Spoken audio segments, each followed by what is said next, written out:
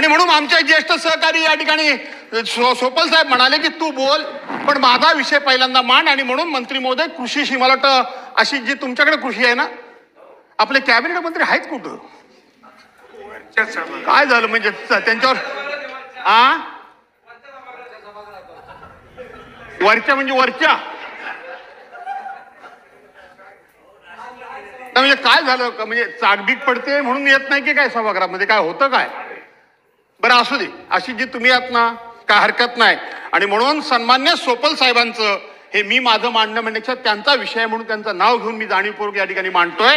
त्यांच्या जिल्ह्यातली प्रधानमंत्री पीक विमा योजना जी बार्शी तालुक्यामध्ये आहे त्याच्यामध्ये विमा रक्कम 115 कोटी रुपये मंजूर झाली आणि त्याच्यामध्ये 90,000 शेतकरी लाभार्थी होते. परंतु त्यापैकी 115 कोटीपैकी वितरित किती झाले मंत्री महोदय? 65 कोटी झाली. शेतकरी किती होते? 63,000. प्रलंबित रक्कम ही राहिली 49 कोटी आणि त्यातले शेतकरी जे लाभार्थी आहेत ते 27,000 शेतकरी त्या ठिकाणी लाभापासून वंचित राहिलेले आहेत. याचं कारण एकच सांगितलं जातं अध्यक्ष महोदय की शेतकरी किंवा अधिकारी शेतकऱ्यांना जे कारण सांगतात ते सांगतात की केंद्र आणि राज्य सरकारचा दुसरा हप्ता आला नाही म्हणून आम्ही तुम्हाला पैसे देत नाही.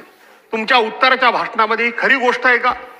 जर ही गोष्ट खरी असेल तर खरी म्हणून कबूल करा. जर हे देणं नसेल तर हे वितरित झाले का आणि अधिकाऱ्यांच्या लेवललाच ते पडून आहे का त्याची माहिती द्या.